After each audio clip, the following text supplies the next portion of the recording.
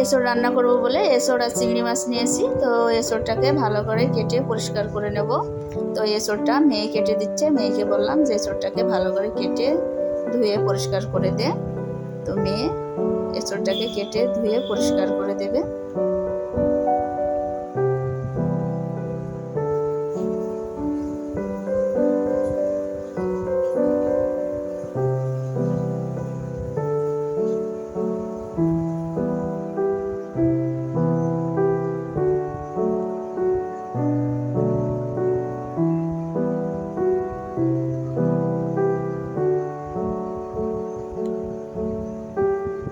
এঁচড়টাকে কেটে ধুয়ে পরিষ্কার করে নেওয়া হয়ে গেছে। এবার আলুটাকে কেটে নিয়েছি খুব ভালো করে।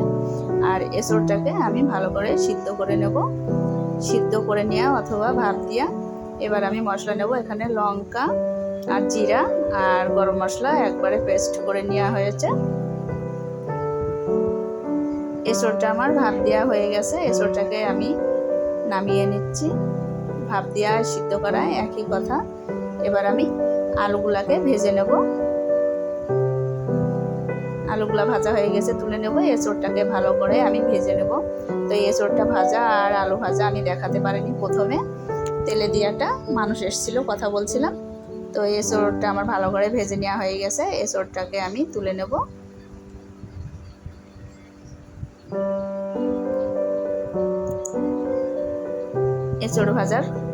এঁচড় ভাজার যে কড়ার মধ্যে তেল ছিল সেই তেলের মধ্যে আমি চিংড়ি মাছগুলোকে ভেজে নিচ্ছি। চিংড়ি মাছগুলো আমার ভাজা হয়ে গেছে।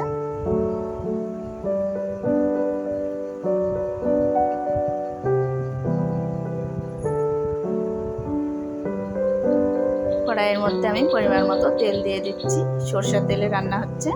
এখানে কাঁচা লঙ্কা, শুকনো লঙ্কা আর তেজপাতা আর জিরে ফোড়ন দিয়ে দিলাম।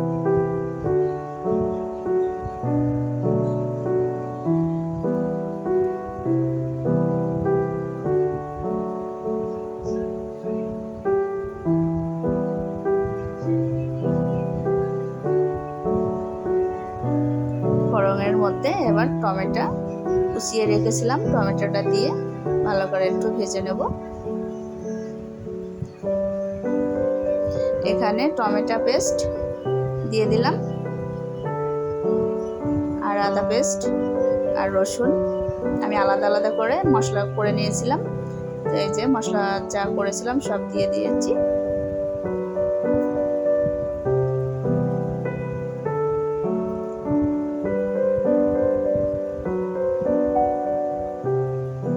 এবার দিয়ে দিচ্ছি পরিমাণ মতো লবণ,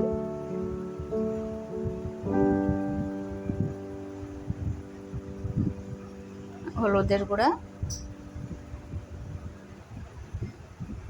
এবার দিয়ে দিচ্ছি চিনি, মিষ্টি খাওয়ার জন্য চিনিটা দিয়ে দিলাম। মানে হালকা পরিমাণে চিনিটা দিলে তরকারিটা টেস্ট আসে, সেজন্য দিয়ে দিলাম। এবার মশলাটাকে ভালো করে কষিয়ে নিয়ে আমি মশলাটা বাটিটায় একটু জল দিয়ে দিলাম। ভালো করে আর একটু কষিয়ে নেব। এবার আমি এঁচড়টাকে মশলার মধ্যে দিয়ে দিয়েছি। মশলার সঙ্গে এঁচড়টাকে ভালো করে কষিয়ে নেওয়া হচ্ছে।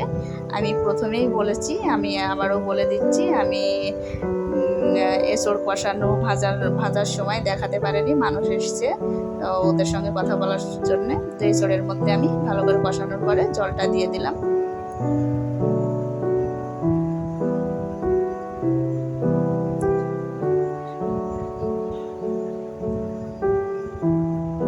এঁচড়টাকে আমি একটু ঢেকে দিয়েছি। গামলাটা আমি তুলে নিয়েছি, যে থালা দিয়ে ঢেকে দিয়েছিলাম থালাটা তুলে নিয়েছি। তো এঁচড়টা আমার হয়ে গেছে। এঁচড়টাকে আমি এবার নামিয়ে নেব। তো এই যে আমার এঁচড় রান্নাটা হয়ে গেছে। আমার মিষ্টি বন্ধুরা, আপনারা সবাই ভালো থাকুন, সুস্থ থাকুন।